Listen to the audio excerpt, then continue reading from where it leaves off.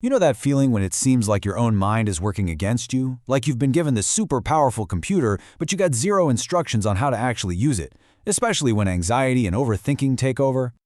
Yeah, if you've ever been there, maybe lying awake at night with your mind just racing, or feeling that knot in your stomach before a big meeting, I just want you to know that is an incredibly human thing to feel. You are so not alone in this. And here's the best part. That feeling isn't a flaw in your design. It's not a personal failure. It just means you haven't been shown the ropes on how to work with your brain's own operating system. So let's consider this our missing manual.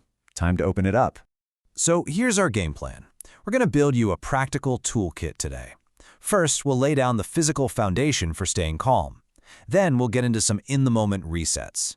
After that, we'll learn a super powerful mental trick to flip the fear switch. And finally, we'll wrap up with daily habits for long-term mental muscle. Okay, first things first. You can't just think your way out of feeling anxious. It just doesn't work. When your body is screaming danger, your rational brain kind of goes offline. So if we want to calm the mind, we absolutely have to start by calming the body. So think of your nervous system like it has two different channels. You've got the sympathetic system, that's your gas pedal, it's the fight or flight response, and it's basically the fuel for anxiety. Then you've got the parasympathetic system, that's your brake pedal, the rest and digest mode. Our whole goal here is to learn how to consciously hit the brakes whenever we need to. And the way we hit that brake is through something called grounding. It's a really simple idea. It's a practice where you use your five senses to pull your brain out of worrying about the future or dwelling on the past and just plant it right here in the present moment. This sends a very clear signal to your brain that says, hey, right now, in this exact second, you're safe. Okay, so we've got our foundation, but what happens when stress just spikes out of nowhere? We need a couple of emergency buttons, right? These are the fast-acting tools you can whip out anytime, anywhere to get some immediate relief. Our first tool is pretty amazing because it's the single fastest, most hardwired way for your body to calm itself down. It's called the physiological sigh, and it's something your body already does on its own when you're asleep to get rid of carbon dioxide and just chill out. And it's so simple to do. You just take a really deep inhale through your nose, and then right at the very top, you sneak in another little sip of air. Then you let out a long, slow, full exhale through your mouth. That double inhale actually pops open all the tiny little air sacs in your lungs, which lets you dump way more carbon dioxide on the exhale, and that, in turn, is a direct signal to your nervous system to just calm down. All right, tool number 2 is for when your mind is stuck on that hamster wheel of worry and you just can't seem to get off. It's a grounding technique specifically designed to pull you out of your head and back into the world around you. You just stop and you name, either in your head or out loud, 5 things you can see. Then, find 4 things you can physically touch. Listen for 3 things you can hear. Sniff out 2 things you can smell. And finally, just name 1 emotion you're currently feeling. This little exercise forces your brain to engage with your senses, which yanks it back to the present moment, where, you guessed it, you're safe. Okay, so we've covered how to calm the body. Now let's get into some really cool mental stuff. We're going to look at a tool that doesn't just manage fear, but actually transforms it into a positive force. I want you to really think about this for a second. When you're standing in line for a roller coaster or you're about to walk on stage for a big presentation, you feel that intense energy, right? But is it fear or is it excitement? What's actually the difference between the two? So here's the wild part. Physically, there is no difference. For both fear and excitement, your heart races, your palms get sweaty, you get that surge of cortisol, your body feels agitated. The only difference is the story your brain decides to tell itself about what those physical feelings mean.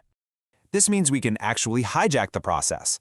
The next time you feel that anxious energy rising, first interrupt the old pattern. Just count backward from 5. 5, 4, 3, 2, 1. That snaps you into conscious control. Then you verbally reframe it. Say out loud, I am excited.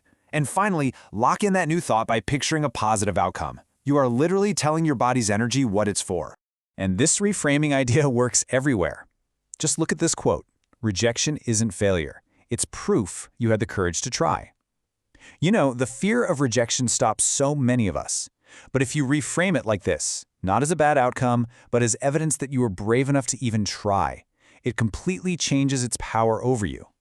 So everything we've talked about so far has been kind of reactive. tools for when you're already feeling stressed. But the real game changer is building proactive daily habits that make your mind more resilient over time. So you need those emergency tools less and less. I mean, it's the classic scenario, isn't it? You've had a busy day, you finally get into bed, your head hits the pillow, and then, bam! Your brain decides now is the perfect time to review every single worry, every mistake, every little thing on your to-do list. Why on earth does it do that? Well, it's actually pretty logical. It's because all day long, we keep ourselves distracted. We're on our phones, we're working, we're watching something. That quiet moment when you lie down in the dark is often the first real break your brain has had all day to try and sort through everything. It's not trying to ruin your sleep, it's just finally getting a chance to clock in. So, the fix is to make an appointment with your worries during the day. Just set aside 10 or 15 minutes for a brain dump. Grab a notebook and just get it all out. Every worry, every task, big or small. When you do this, you're basically telling your brain, hey, I hear you. I've got this handled. You don't need to ambush me at 2 a.m. You're literally building trust with your own mind. And here's one final, really powerful daily habit.